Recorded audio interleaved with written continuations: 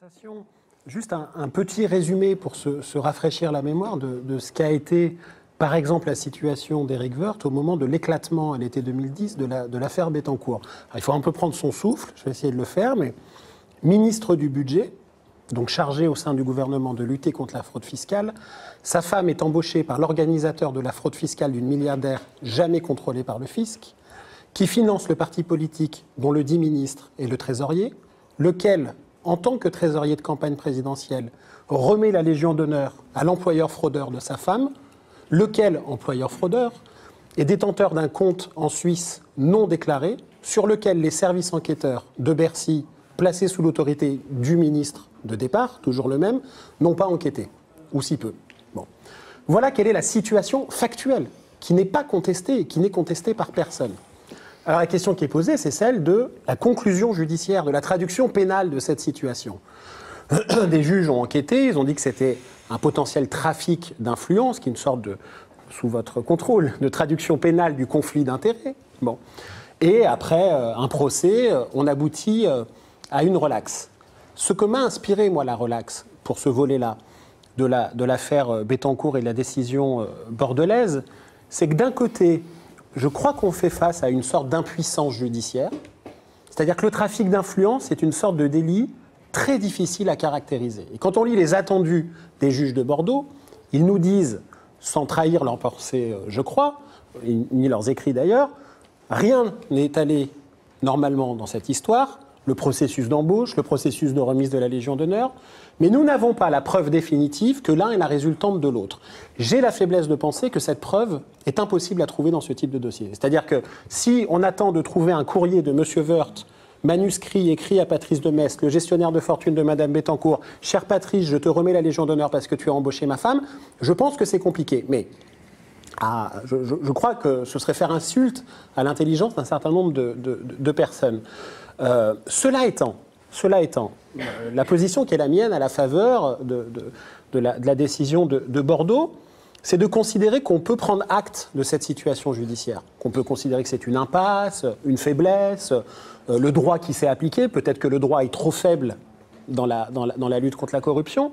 Ce qui me pose un énorme problème, c'est qu'au-delà de la décision judiciaire, la situation que j'ai décrite au début, elle n'a été sanctionnée par personne socialement, en dehors de la justice.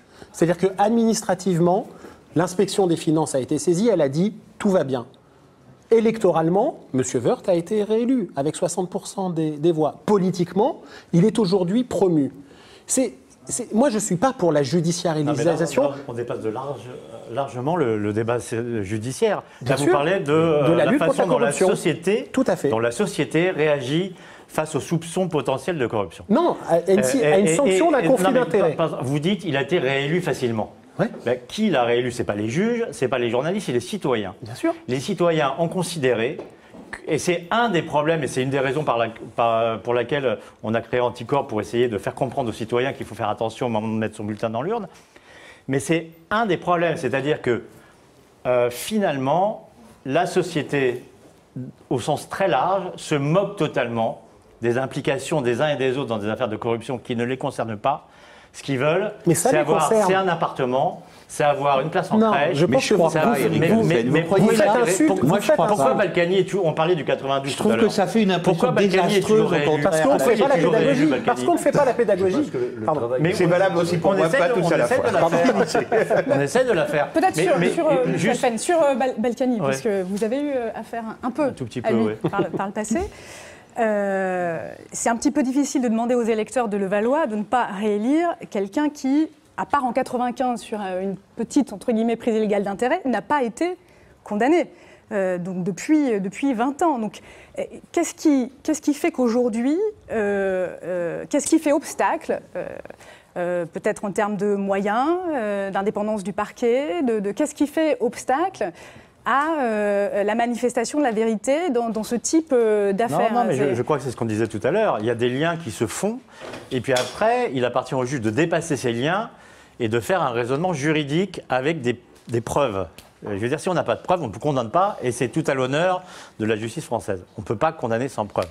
Et donc, dans les affaires dont on parlait tout à l'heure, les affaires Balkany, il y a des liens, il y a des présomptions, et puis au dernier moment, il manque la preuve. Mais je voulais poser les deux problèmes, parce qu'il y a le problème de la justice qui n'est finalement qu'un exemple de la façon dont notre société accepte ou tolère les écarts d'argent, parce que c'est de ça qu'il s'agit.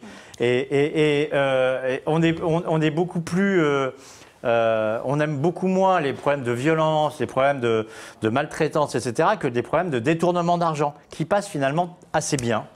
Mais alors, est-ce qu'une des questions, c'est pas, est-ce que le législateur a donné les moyens dans le code pénal à l'autorité judiciaire d'attraper ces atteintes à la probité? Est-ce que les infractions sont correctement définies? Non, mais par exemple, pour Woerth, et moi j'ai connu ce problème dans le temps aussi, quand on parle de recel d'abus de biens sociaux, et qu'on n'arrive pas à identifier clairement de quelle société vient l'argent, on aura beau dire, c'est louche, comment ça se fait qu'il a cet argent-là? À partir du moment où on n'arrive pas à caractériser l'origine exacte de l'argent, on ne condamnera pas. Et donc, c'est peut-être une légèreté ou une justice qui est trop molle, mais en même temps, c'est la justice juste. Et si on parle de détournement dans une société, il faut au moins savoir dans quelle société ça a été détourné. Quand on dit machin s'est fait voler un tableau, au moins on sait que c'est chez lui qu'il y avait un tableau et qu'on l'a volé. Pour l'argent, c'est beaucoup plus compliqué à établir. Et donc, on ne peut pas non plus accuser la justice. C'est tout simplement parce qu'il y a des garanties pour tous, y compris pour les plus forts d'entre nous. Et en même temps, Eric Alsen, je vais faire le journaliste. Ça veut dire donc que personne ne met en doute que la famille Bettencourt, même du vivant d'André Bettencourt, a aidé à peu près tous les partis politiques de France, du RPR au Parti Socialiste. Il y a un homme politique que les Bettencourt, maintenant on en est sûr, par décision du tribunal de Bordeaux, n'ont jamais aidé. C'est Nicolas Sarkozy. Non, mais il y a les autres. Vous parliez de gauche, ils étaient où ceux de gauche? Mais c'est quand même un peu insensé, non? C'est pas parce qu'un homme politique est relaxé que les juges se sont trompés. Même si cet homme politique est éventuellement votre pire adversaire. Je répète ça. Non, tout le monde est unanime pour dire que le président à Bordeaux a mené ses débats avec beaucoup de rigueur. Il a condamné un avocat...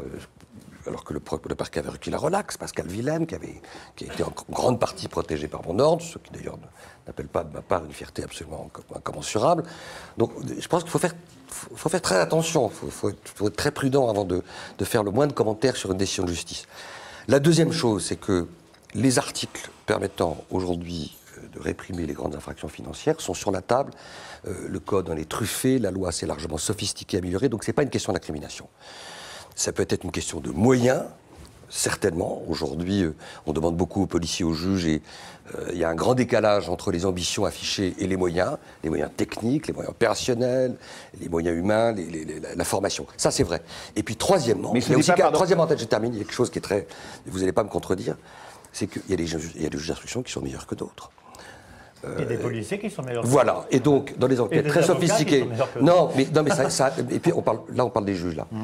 Et donc, dans les enquêtes financières très complexes, où il y a un jeu de chat et souris, de théâtre d'ombre, qui demande d'avoir une espèce d'engineering à la fois psychologique, intellectuel, juridique, assez sophistiqué, il y a des juges d'instruction qui n'ont pas forcément la vision, la qualité technique, les radars, pour repérer ce qui est évoqué par Fabrice Arfi, c'est-à-dire, a posteriori, une preuve qui est toujours la preuve d'un pacte, un pacte qui est toujours dématérialisé, qui est toujours dans le relationnel, qui est toujours dans des indices relativement abstraits, émiettés, comme un puzzle compliqué à rassembler. Et a posteriori, oui, par définition, les grandes infractions financières sont difficiles à établir, parce que ce sont des infractions secrètes et qui, de façon essentialiste, en général, ne fabriquent que très peu de preuves matérielles, éclatantes et confondantes pour ceux qui en sont les responsables. Ce que j'essaye de dire, au-delà de la relaxe, ce qui, je trouve, est insupportable pour un citoyen, c'est qu'on a l'impression que la relaxe, c'est l'expression que j'ai utilisée dans un article, agit un peu, pour ceux qui ont vu le film, comme le stylo effaceur de mémoire du film Men in Black. Ce que j'ai décrit tout à l'heure, la situation de conflit d'intérêts, personne ne la conteste, elle est factuelle. Elle est factuelle. Qu'elle ne soit pas pénale, c'est une chose. J'entends tout à fait que le droit ne permet pas, tel qu'il est rédigé, de la condamner pénalement. La question que je pose, pour que ne nous sombrions pas tous ensemble, il n'est pas question d'adversaire politique ou pas, dans une sorte d'esprit de banalisation de l'idée de la corruption. Mais en fait, vous voudriez qu'il y ait une espèce d'opprobre qui subsiste à une décision de relax ou de non-lieu. Non, en disant, tout n'est pas finalement, judiciaire. celui-là, il n'est pas entièrement clean, Ça ne vous choque pas la situation? Le stylo de la situation que j'ai décrite, oui. Est-ce qu'elle vous choque ou pas?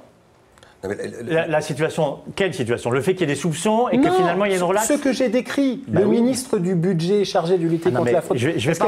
Encore une fois, je ne vais pas rentrer dans le dossier précis. Ça nous appartient. Je ne suis pas en mesure de vous démentir là-dessus. Moi, je dis que si vous faites ce lien-là, il y a des juges qui ne sont pas forcément plus bêtes que les journalistes, il y a des, administrateurs. Voilà, mais ça ne suffit pas. De l'affaire Woerth, parce qu'effectivement c'est compliqué. D'une façon générale, quand on est relaxé, on est relaxé. On ne va pas dire, bah oui, mais je ne comprends pas qu'il retrouve sa place dans la société. Alors, c'est la question qu'il a posée. Attends, regardez, je vous donne un exemple. On sort de l'affaire financière. Les micros du Canard enchaîné. La DST pose des micros dans les locaux du Canard enchaîné. Ça ne nous rajeunit pas. Non, ça ne nous rajeunit pas. Bon. Décision judiciaire non-lieu. Est-ce que ça veut dire que des micros n'ont pas été posés? Non, c'est pas la même chose. C'était de savoir qui. Non, mais c'était un autre problème. C'était la question de la culpabilité. C'était pas de savoir s'il y avait eu des micros, c'était qui avait donné les instructions pour aller les mettre, ce qui est quand même très différent. Et qui avait envoyé les hommes qui avaient été pris par les journalistes du Canard à l'époque. Ça n'a rien à voir. Alors que là, dans les affaires financières, en général, c'est très compliqué parce que dans les affaires de droit commun, on a une infraction. Et on doit chercher les auteurs de cette infraction. Dans les affaires financières, on a parfois des auteurs ou des présumés auteurs d'une infraction, et il faut trouver l'infraction.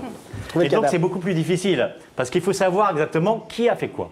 Ça, c'est la première chose. Et deuxième chose, on est dans un domaine où il y a des gens qui ont de l'entre-gens, qui ont de l'argent, qui ont des connaissances, et qui font qu'effectivement, ils ont beaucoup plus de facilité quand même à interférer sur les témoignages, à interférer sur les services de police, parce qu'on parlait des juges tout à l'heure, mais j'ai aussi parfois vu des situations dans lesquelles des policiers n'ont pas fait leur travail tout simplement parce qu'ils étaient liés d'une façon ou d'une autre aux gens qui étaient les sujets de l'enquête.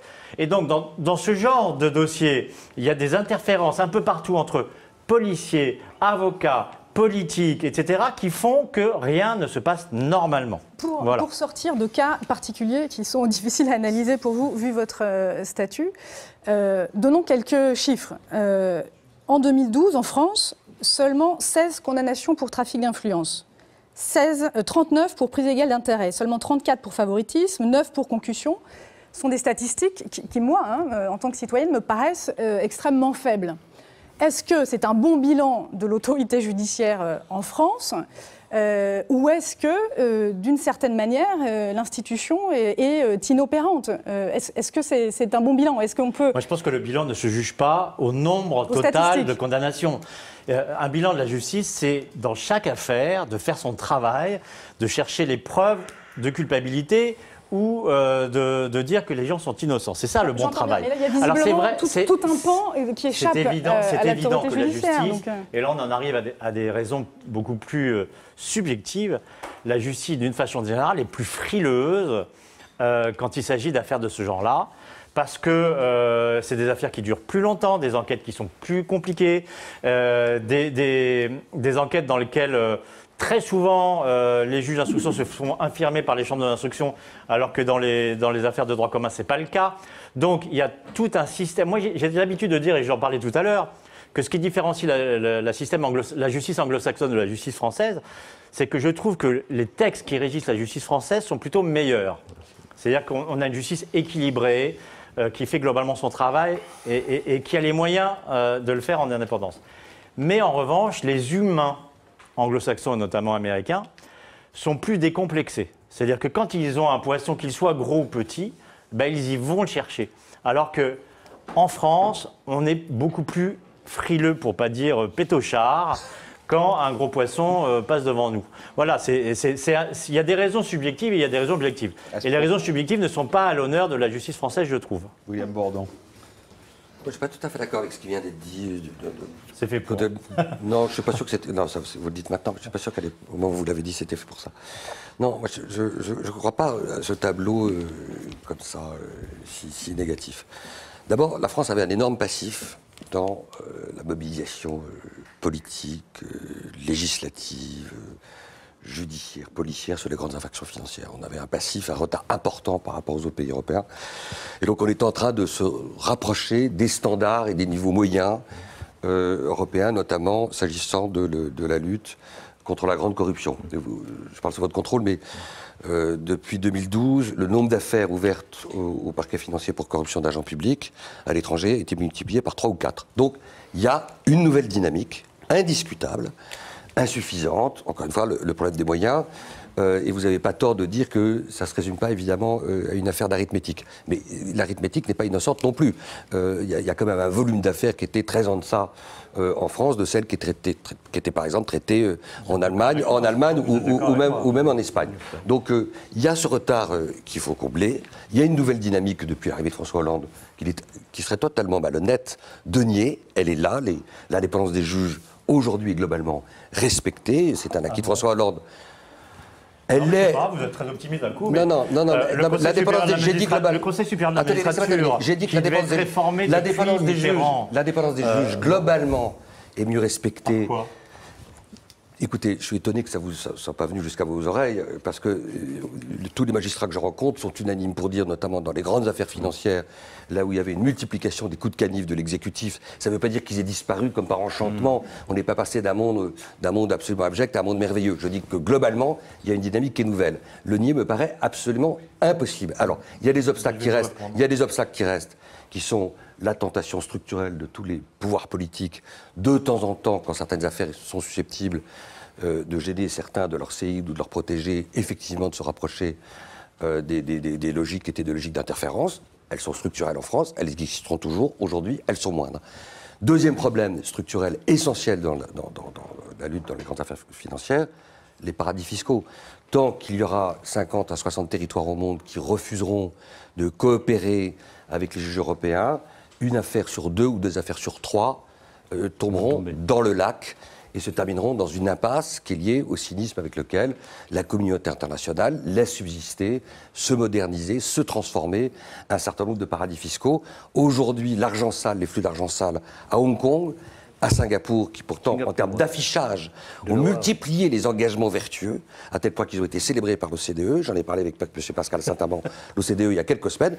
sont en même temps là où les comptes bancaires sont en train d'accueillir les dizaines et les dizaines de milliards qui, avant, venaient se abonder les comptes en Suisse, au Luxembourg et à Monaco, et qui ont migré depuis 10 ou 15 ans vers des cieux aujourd'hui plus cléments. Ça, c'est le grand problème de la lutte aujourd'hui contre la corruption. Sur le problème de la justice, je pense qu'effectivement, la justice manque que de techniciens. Et moi, je ne suis pas inquiet, mais je plains beaucoup les juges d'instruction qui ont 15 dossiers complexes, pas faciles à gérer, et toute la chaîne manque de personnes. C'est-à-dire les policiers et de techniciens. Pourquoi ? Parce qu'on est en train d'assister à quelque chose de totalement nouveau. Le problème de la justice, ce n'est pas maintenant qu'il se pose, il va se poser dans 5 ans. Lorsque la criminalité financière aura fait le lien avec la mafia, ce qui est pas quelque chose de très... Même si ça peut étonner les gens, on n'en est pas très loin. Et lorsqu'effectivement, toutes ces problématiques vont se poser, vont se multiplier, lorsqu'on va devoir régler les problèmes, et c'est là où je suis un peu d'accord avec vous, avec les Américains, sur les algorithmes, tous les problèmes bancaires, où là, effectivement, personne n'a été condamné quand même, hein, ce sont les banques qui ont été condamnées. Et comme on disait, quand ils ont condamné les banques, on avait dit, je ne sais plus quelle banque a payé 13 milliards, un nombre fou. On a fait le calcul assez rapidement. Ça faisait en gros 45 € pour vous et moi. C'est ce que raconte l'enquêtrice qui a travaillé sur l'affaire Kerviel. Elle raconte que faute de formation, faute de moyens, d'argent pour les expertises, etc., elle s'est fait manipuler par, dit-elle, la Société Générale. Et là, c'est quelque chose qui est non pas relativement simple, mais c'est du front office, back office et middle office. Bon. Mais vous voyez, ces éléments-là, il va falloir rechercher, il va falloir avoir des techniciens, et ça ne peut pas se faire par un expert extérieur. Il faut qu'il y ait des gens qui plongent dedans et qui sachent ce qu'on va y faire. Et c'est ça le problème. Le problème va se poser.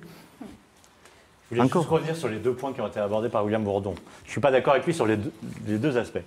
Sur la justice internationale, au contraire, moi je viens d'un temps où on n'avait même pas un compte en Suisse qui revenait au bout de 1 an ou 2 ans après l'avoir demandé. Ça va beaucoup mieux.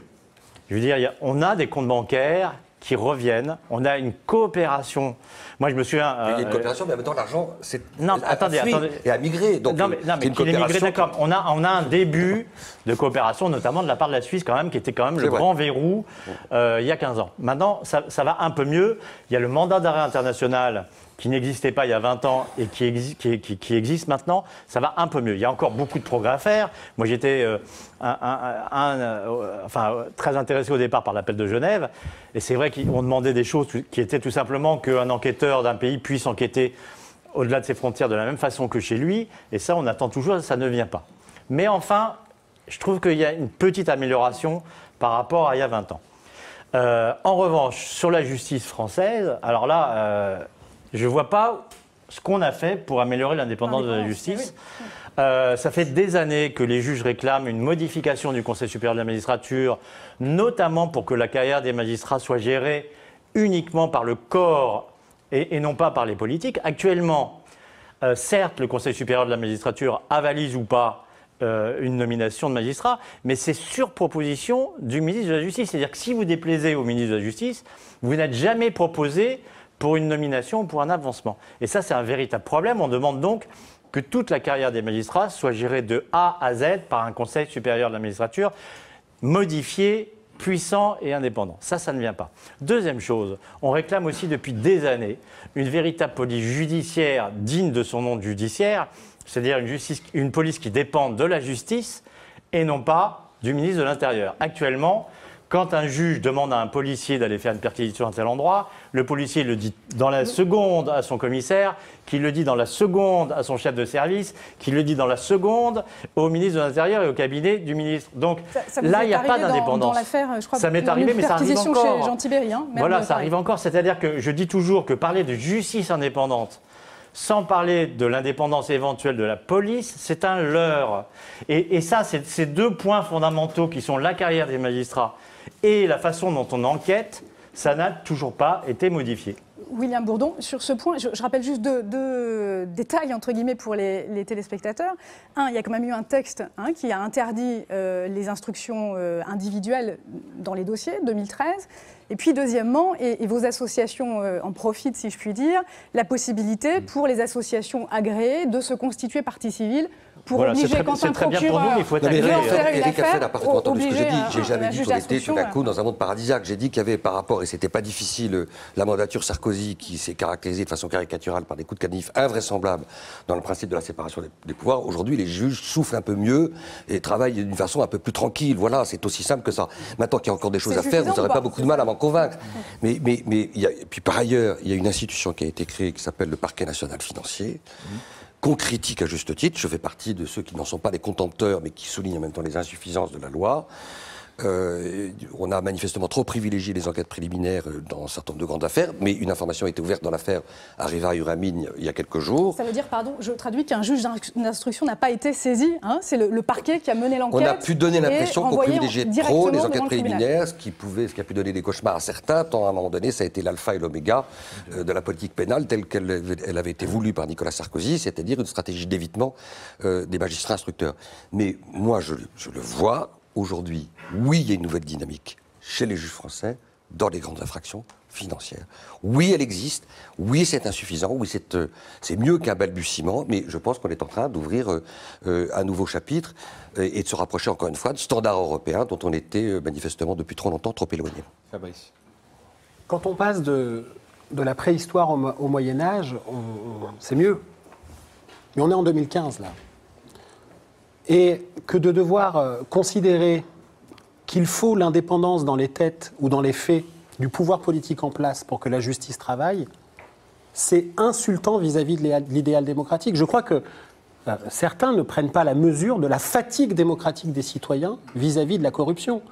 Et c'est faire insulte aux gens de penser que les citoyens ne comprennent pas, peut-être que nous n'en faisons pas assez la pédagogie, mais que la corruption, ils en sont les victimes. C'est nous qui la payons, la corruption, pour le délitement que nous avons dans la confiance de l'idéal démocratique, et puis parce que nous la payons financièrement. Elle nous coûte financièrement à tous. Alors, oui, bien sûr, sous François Hollande, il faudrait être aveugle pour considérer que la justice est moins indépendante que sous Nicolas Sarkozy. Mais c'est dramatique. Le parquet n'est toujours pas indépendant. La police n'est toujours pas indépendante. Dans la fraude fiscale, la judiciarisation de la fraude fiscale dépend toujours du ministère. On peut toujours utiliser le secret défense pour empêcher les enquêtes.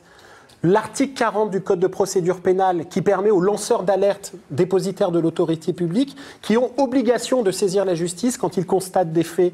S'ils ne la saisissent pas, ils ne sont pas sanctionnés. Tout cet écosystème-là, si un jour un pouvoir malveillant revient au pouvoir, y compris avec le pouvoir, le parquet national financier, il aura toujours les leviers institutionnels d'empêcher.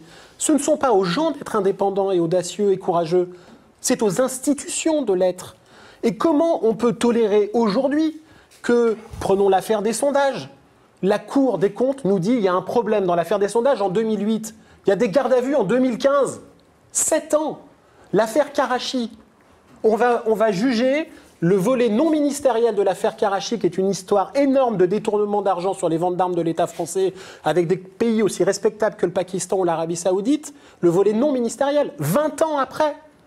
On a jugé récemment Charles Pasqua pour une énième affaire Pasqua qui date de 2003.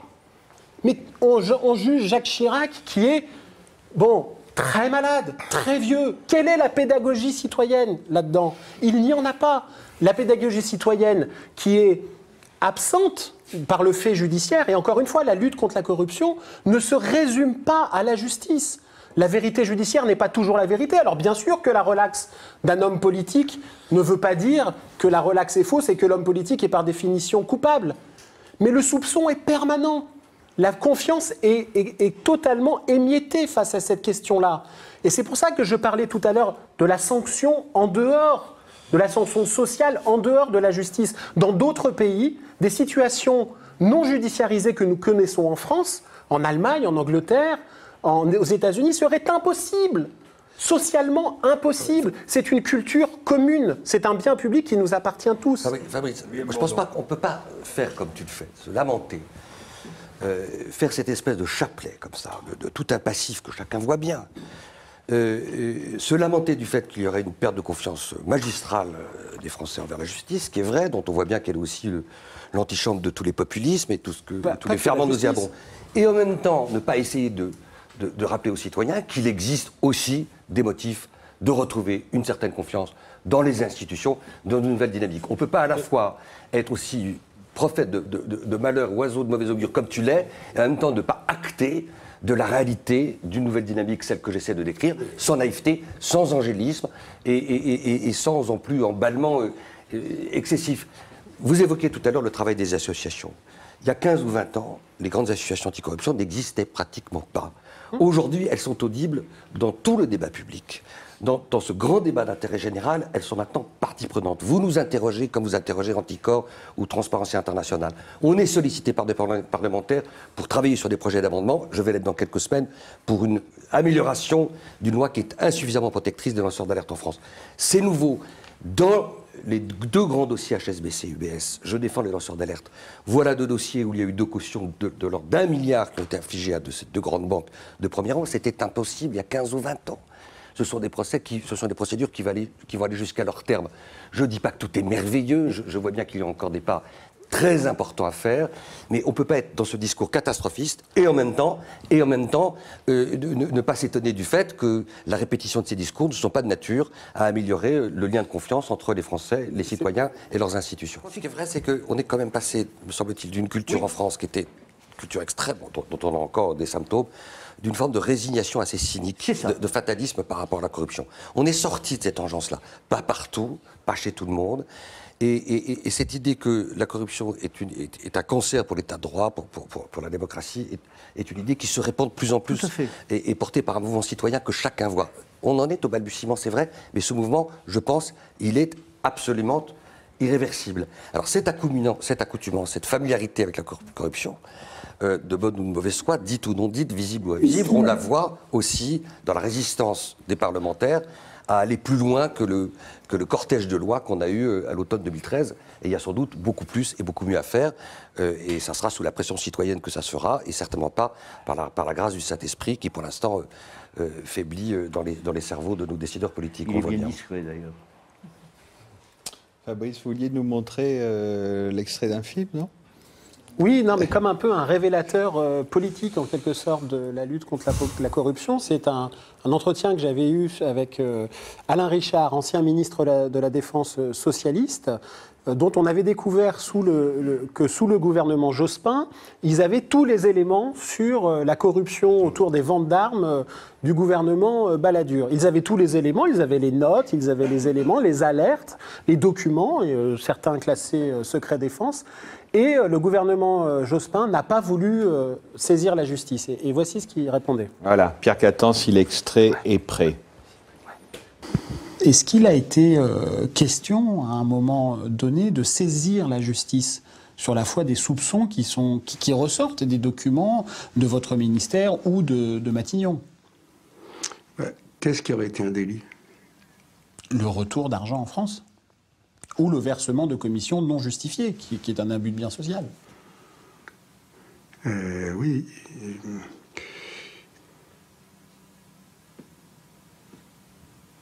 Non, pas sur ce sujet-là. Non, je crois pas que. Enfin, en tout cas, j'ai pas le souvenir qu'on ait eu un dialogue au niveau de l'exécutif pour dire est-ce qu'on engage une action judiciaire ou non. Pour nous, c'est derrière nous. Et je ne vois pas. Alors, sauf bien sûr l'agrément d'éclabousser ses adversaires politiques, lesquels peuvent vous renvoyer d'autres paquets de boue sur ce que vous avez fait ou ce que vos amis politiques ont fait 10 ans avant.